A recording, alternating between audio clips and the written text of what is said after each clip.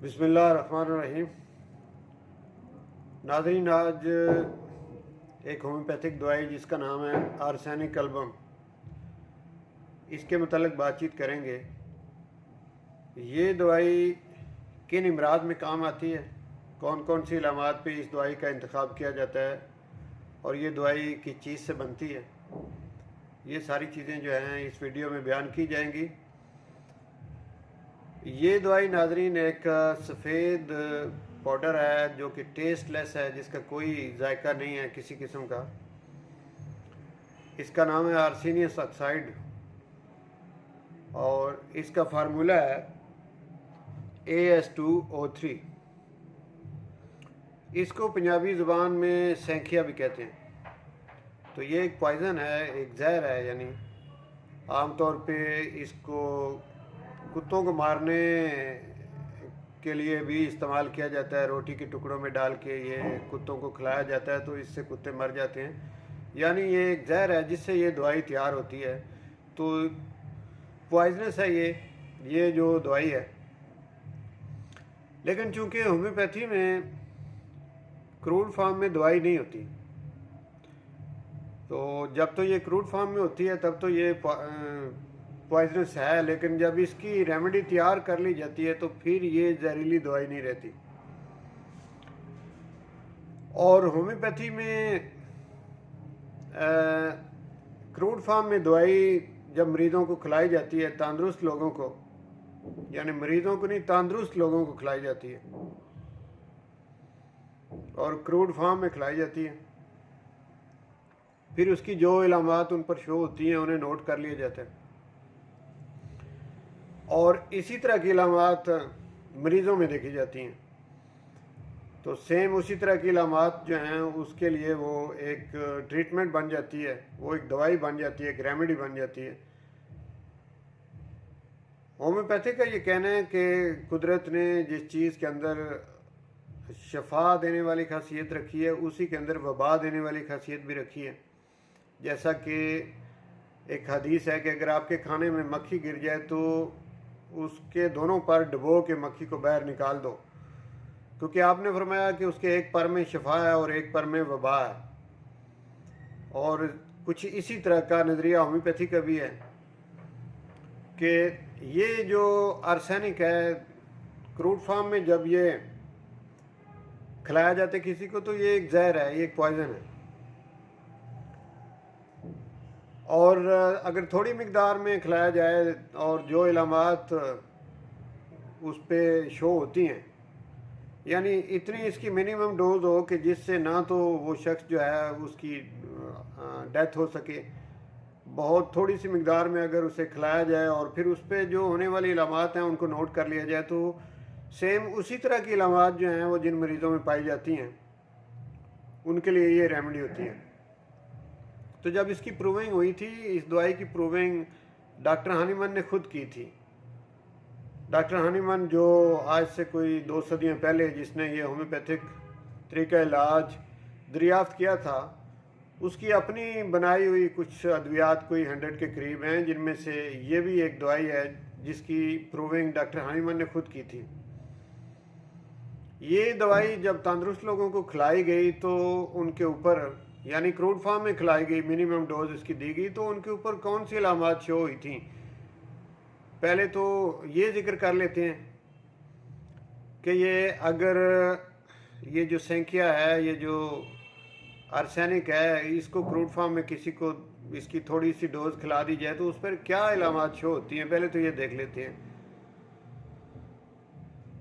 तो इसमें ये होता है कि ये चूंकि एक पॉइजनस है तो इसने अपने जहरीले असरात बॉडी के अंदर शो करने होते हैं। तो एक तो ये ब्लड में जाके अपना पॉइजन जो है, जब इसके असरात होते हैं ब्लड पे, तो आरबीसी जो है उसकी फॉर्मेशन रुक जाती है या फिर बहुत कम हो जाती है। तो जिस्म के अंदर जब आरबीसी की फॉर्मेशन यानी उसका बढ़ना जो है वो या तो रुकेगा या कम मिकदार में हो जाएगा, तो इसके बदले में कौन सी अलामत पैदा होंगी।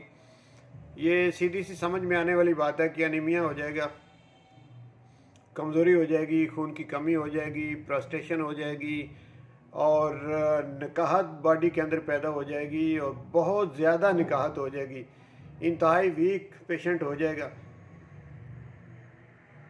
ये वाली अलामात यानी उसमें पैदा होंगी। और इसी तरह से इसने लिवर पे जो असरात दिखाए, जिगर पे, ह्यूमन बॉडी का जो लिवर है यानी जो जिगर है, उसके अंदर एक खूबी ये है कि वो ग्लाइकोजेनिक फंक्शन भी उसका एक है, यानी वो ग्लूकोज को स्टोर कर लेता है। अजाफी ग्लूकोज जितनी के हम लोग रोज़ाना मीठी चीज़ें खाते हैं तो कुछ तो कंज्यूम हो जाती हैं और कुछ अजाफी जो होती है वो स्टोर कर लेता है लिवर जो है। लिवर के सेल जो हैं उसको ग्लाइकोजीन की शेप में ढाल के तो फिर उसको स्टोर कर लेता है। तो ये उसका एक ग्लाइकोजेनिक फंक्शन है लिवर का, यानी कि ग्लूकोज को स्टोर करना और फिर बवक्त ज़रूरत बॉडी की ज़रूरत पूरी करना। कि जब हम लोग मीठी चीज़ें नहीं खाते तो जो स्टोर मीठा हमारे लिवर के पास होता है वो वहाँ से लेके हमारे आर्गन जो हैं अपनी ज़रूरत पूरी कर लेते हैं। तो उसका ये फंक्शन ही इसने ये तबाह कर दिया। इस आर्सेनिक ने ग्लाइकोजेनिक फंक्शन को डिस्ट्रॉय कर दिया। अब जिन पेशेंट का ये ग्लाइकोजेनिक फंक्शन तबाह हो गया हो या ख़राब हो गया हो तो उनके इलाज के लिए ये रेमेडी जो है ये इस्तेमाल होती है, आर्सेनिक एल्बम। और इसके अलावा इसकी तीसरी चीज़ ये कि आपने ये देखने कि इसने बॉडी के अंदर जिनके ऊपर प्रूविंग हुई थी इतनी कमज़ोरी, इतनी प्रोस्टेशन, इतनी थकावट पैदा कर दी कि थोड़ी सी भी हरकत करना उन पेशेंट के लिए मुश्किल हो गया। तो अगर ऐसी शक्ल में पेशेंट आपके पास आते हैं कि जो मामूली भी अगर उन्होंने 2-4 कदम भी चलना हो तो सहारे की ज़रूरत हो, राइट और लेफ़्ट साइड से किसी ने पकड़ा हुआ हो, इतनी कमज़ोर हो गया। अब ये पिक्चर इसकी हमें मिलती है कि जब डिहाइड्रेशन होती है पेशेंट को तो उस वक्त ये वाली पिक्चर जो हमें मिलती है, यानी डायरिया हो गया और उसके अंदर डिहाइड्रेशन होगी और इंतहाई कमज़ोर पेशेंट हो गया। तो ये सिचुएशन जो है ये हमें स्टमक और इंटेस्टाइन की जो सिम्टम है उस वक्त ये मिलती हैं जब फूड पॉइजनिंग होती है। फूड पॉइजनिंग वैसे तो कोई 250 अक़साम की होती है, लेकिन इसकी 4 बड़ी जो किस्में हैं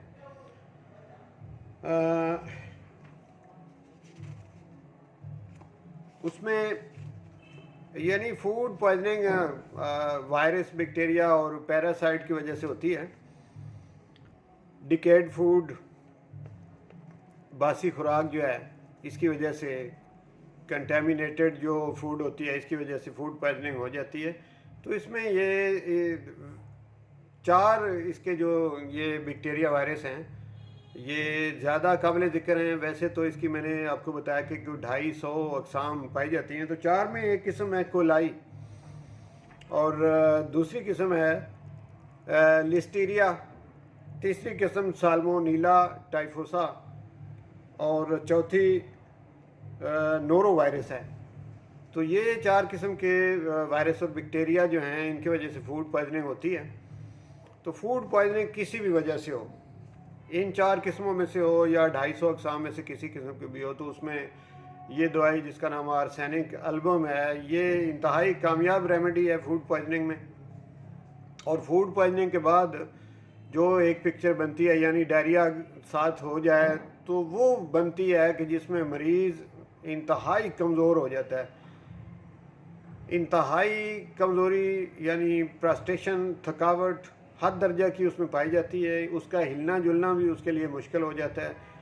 तो ऐसी जो सिचुएशन है ये इसकी एक ख़ास अलामत बनती है आर्सेनिक एल्बम की। ऐसी सिचुएशन में आर्सेनिक एल्बम एक बेहतरीन रेमेडी है।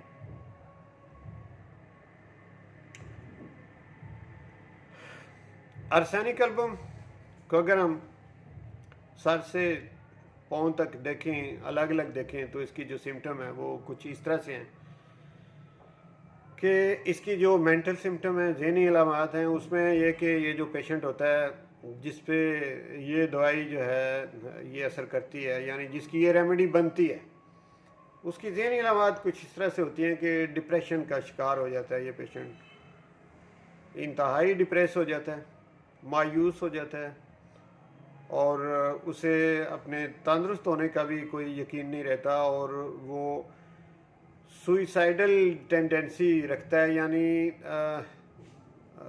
ख़ुदकशी करना चाहता है, जीना नहीं चाहता, मायूस, नाउमीद, इस किस्म का पेशेंट बन जाता है ज़हनी लिहाज से। अब सर के लिहाज से देखें तो सर दर्द में यानी हेडेक में ये रेमेडी इस्तेमाल होती है। सर दर्द पूरे सर में नहीं होता, सर दर्द कभी राइट साइड पे कभी लेफ़्ट साइड पे जगह बदलता रहता है। इसकी भी एक वजह है कि ये जो दवाई है, जब इसको क्रूड फॉर्म में इस्तेमाल किया गया तो इसने बॉडी के अंदर ये जो नर्वस सिस्टम है, इसमें ग्रे मैटर और वाइट मैटर होता है, तो इसके ज़्यादातर इसका जो असर वो ग्रे मैटर पर हुआ।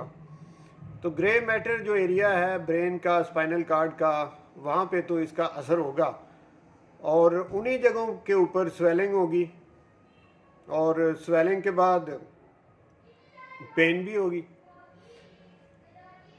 चूँकि ये अंदरूनी है, जहाँ पे पेन होती है स्वेलिंग के बाद, वहाँ रेडनेस भी होती है, लेकिन वो अंदर साइड से तो हमें नज़र नहीं आएगी।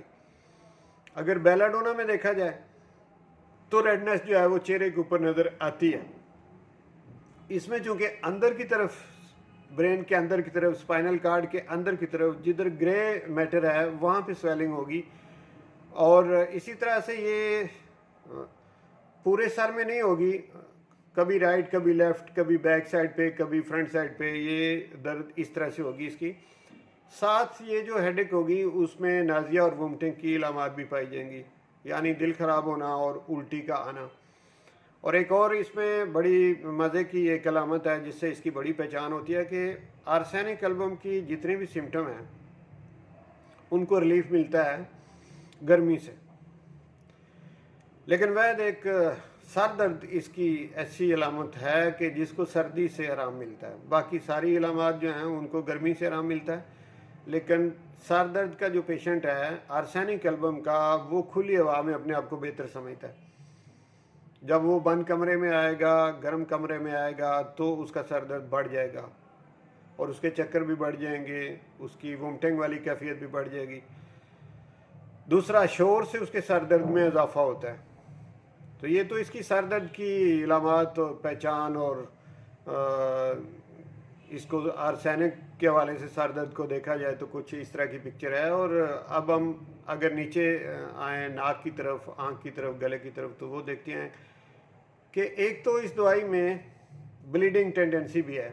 तो नाक के हवाले से देखें तो एपिस्टेक्सिस यानी नक्सीर जो है वो इस दवाई में पाई जाती है, लेकिन एक और बड़ी ख़ास पहचान है कि ब्लीडिंग के हवाले से इसकी एक टाइमिंग भी है।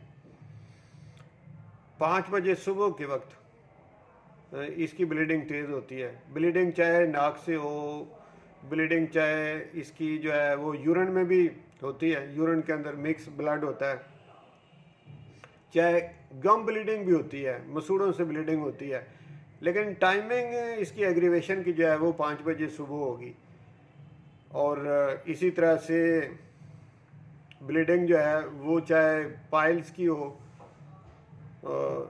यानी जहाँ से भी किसी भी आर्गन से, आरिफिस से ब्लीडिंग हो रही होगी, टाइमिंग इसकी एग्रीवेशन की जो है वो सुबह 5 बजे होगी। तो ये भी इसकी एक बड़ी पहचान है ब्लीडिंग के हवाले से। अब इसकी आंखों के हवाले से देखें तो एक इसकी अलामत है जो कि हर जगह पे मिलती है, वो है बर्निंग। आंखों के अंदर जलन होगी, गले के अंदर जलन होगी, नाक के अंदर जलन होगी, कान के अंदर जलन होगी, बॉडी के हर हिस्से पे जो है वो बर्निंग हो सकती है, और यूरिन जो है उसके अंदर बर्निंग होगी। तो बर्निंग इसकी एक ख़ास अलामत है। आंखों में जलन होगी। गले के हिसाब से देखें तो गले के अंदर भी स्वेलिंग और बर्निंग होगी। और अगर हम लंग्स के वाले से देखते हैं तो ये दवाई जो है ये फेफड़ों के वाले से एक ख़ास बीमारी के लिए बड़ी शानदार दवाई है जिसका नाम है अस्थमा। यानी दमा के जो मरीज़ हैं उनके लिए आर्सेनिक एक बेहतरीन रेमेडी है, बशर्ते के साथ में अगर उसको गर्म जो एप्लीकेशन है या गर्म उसकी जो ड्रिंक्स हैं उससे अफाका होता हो। तो मई जून के महीने चूँकि गर्म होते हैं, अगर उन महीनों में पेशेंट जो है वो अपने आप को बेहतर समझता हो या कोई कहवा पीना या चाय पीना या गर्म पानी पीना उससे उसकी जो सफोकेशन है उसमें बेहतरी महसूस होती हो, तो फिर ये अस्थमा के लिए एक शानदार रेमेडी है। और हम आते हैं नीचे मैदा और इंटेस्टाइन की तरफ। और मैदे और इंटेस्टाइन में तो इसकी बिल्कुल इलामात जो हैं वो जो हैज़ा यानी कॉलरा है, कंप्लीट पिक्चर है उसकी। जैसे बंदे को हैज़ा हो जाता है तो उसमें जो इलामात आती हैं यानी उसको उल्टियाँ आती हैं, उसको साथ डायरिया हो जाता है, वो सारी इलामात इसकी मैदे की और इंतड़ियों की जो हैं ये कंप्लीट पिक्चर है ऑफ कॉलरा। ये इसकी मैदे की अलामत है। अब जिगर के वाले से मैं पहले बता चुका हूँ कि ग्लाइकोजेनिक फंक्शन जो जिगर का है उसको ये डिस्ट्रॉय कर देती है। और जिगर की ये जो कैपेसिटी है यानी ग्लाइकोजीन को स्टोर करना ये ख़राब हो जाती है और जिगर में इन्लार्जमेंट शुरू हो जाती है। तो जिगर की इन्लार्जमेंट के लिए एक बेहतरीन रेमेडी है। इसी तरह से हार्ट की इन्लार्जमेंट में भी बेहतरीन रेमेडी है। अब हार्ट के वाले से इसकी एक दो और सिम्टम है। हार्ट चूँकि 3 लेयर के अंदर होता है, एक होती है एंडोकार्डियम और एक होती है मायोकार्डियम, दरमियान वाली जो उसकी लेयर होती है, और एक होती है पेरिकार्डियम। तो दरमियान वाली लेयर जो मायोकार्डियम है उसे छोड़ के जो अंदर वाली एंडोकार्डियम है उसमें अगर स्वेलिंग हो जाए तो उसको कहते हैं एंडोकार्डाइटिस। तो इसमें भी ये एक बेहतरीन रेमेडी है और पेरिकार्डाइटिस में भी एक बेहतरीन रेमेडी है। साथ में ये जो पेरिकार्डियम है इसके करीब पानी का जमा हो जाना, इस झिल्ली में पानी का जमा हो जाना, इसको हाइड्रो पेरिकार्डियम कहते हैं। तो ये सिचुएशन जो है इसमें भी साथ में एंजाइना पेक्टोरिस यानी जो दिल का दर्द होता है उसमें भी ये दवाई इस्तेमाल होती है। इस तरह नेफ्राइटिस में नीचे आ जाएं यानी किडनी की स्वेलिंग में इस दवाई का इस्तेमाल होता है। और यूरन जल के आता हो, बर्निंग होती है उसमें और कम मिकदार में आता हो तो इस सिलसिले में ये दवाई इस्तेमाल होती है। अच्छा, ये इसकी कोई ख़ास इलामात जो मैंने आपको बताई,